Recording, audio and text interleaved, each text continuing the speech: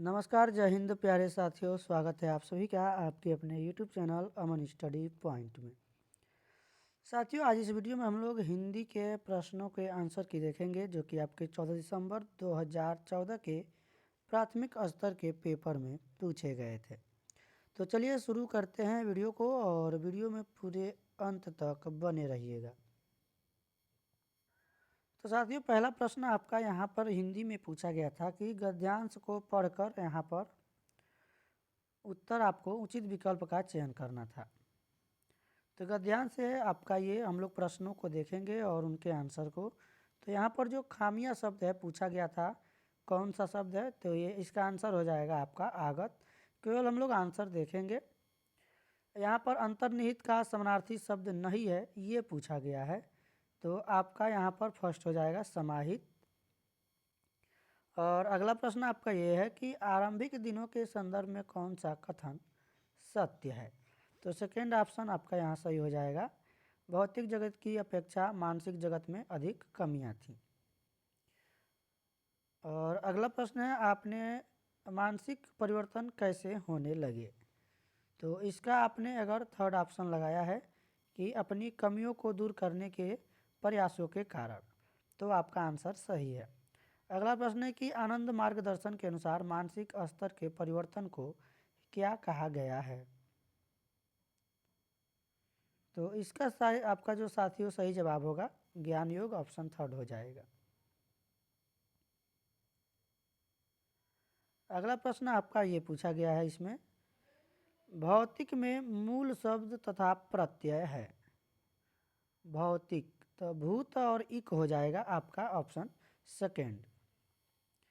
अगला प्रश्न आपका ये पूछा गया साथियों, ब्रह्मांडीय ऊर्जा का अर्थ है।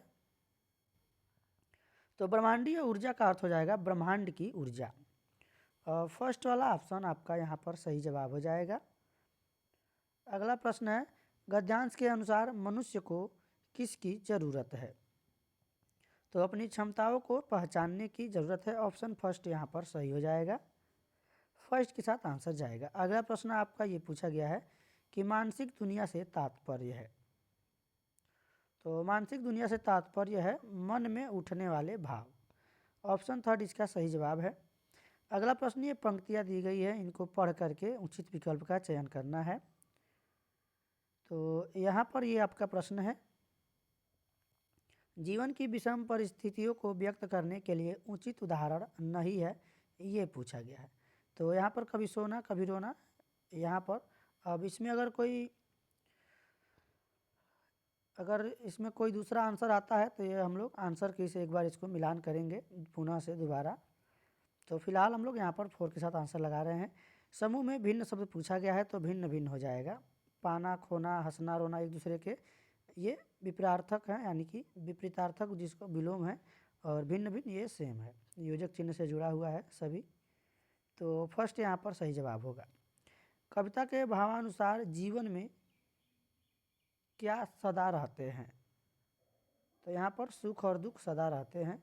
ऑप्शन फोर यहाँ पर इसका सही जवाब होगा। हाँ, अगला प्रश्न आपका ये पूछा गया है कि चाहे कितने भी दुख आए मनुष्य को क्या करना चाहिए। तो सदा कार्य करते रहना चाहिए। फोर ऑप्शन आपका सही जवाब हो जाएगा। अगला प्रश्न ये है कि आठों याम से तात्पर्य है। तो आठ प्रहर, ऑप्शन सेकेंड इसका सही जवाब हो जाएगा। और ये प्रश्न है कि जीवन कैसा है। तो जीवन जो है यह आशा और निराशा से घिरा हुआ है। ऑप्शन थर्ड इसका सही जवाब हो जाएगा। अगला प्रश्न यह है कि मानव भाषा के किस गुणधर्म के कारण मनुष्य उन चीज़ों के बारे में बोल पाते हैं जो उनके तात्कालिक समय और स्थानों में मौजूद नहीं है। तो यहाँ पर आपका सही जवाब हो जाएगा विस्थापन, यानी डिस्प्लेसमेंट। फर्स्ट के साथ आंसर जाएगा।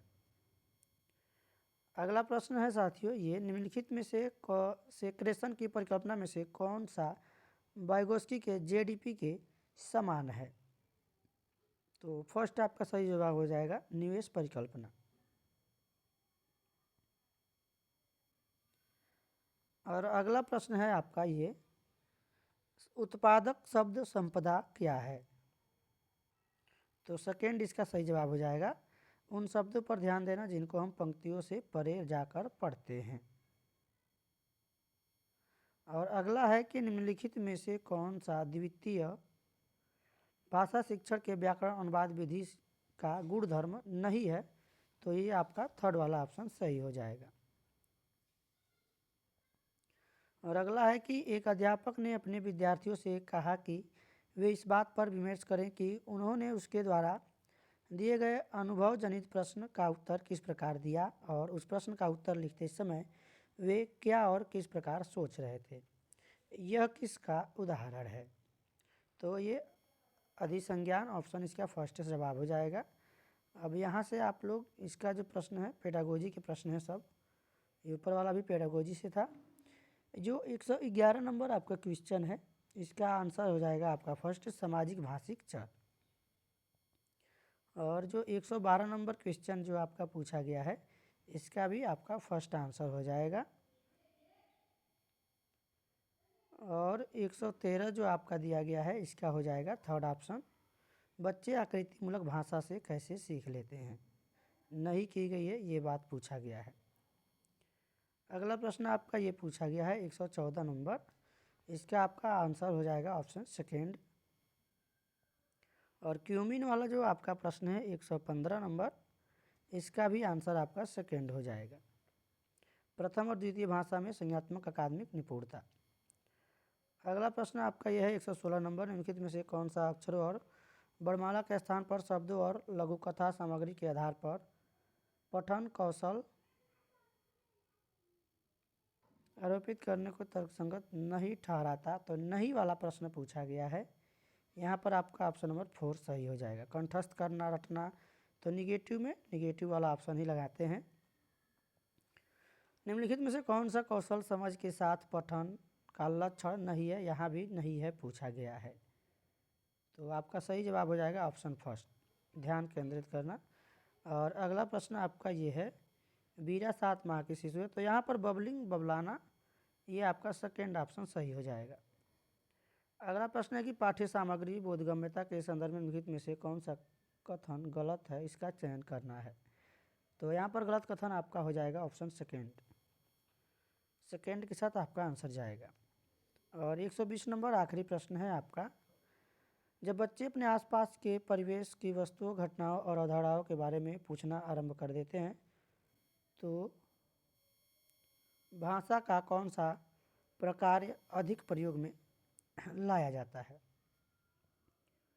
तो यहाँ पर तो नियंत्रक दिया गया है, नियंत्रक नहीं होगा। कल्पनाशीलता, सृजना, सूचनात्मक, खोजबीन, परख, ऑप्शन 4 यहाँ पर इसका सही जवाब है।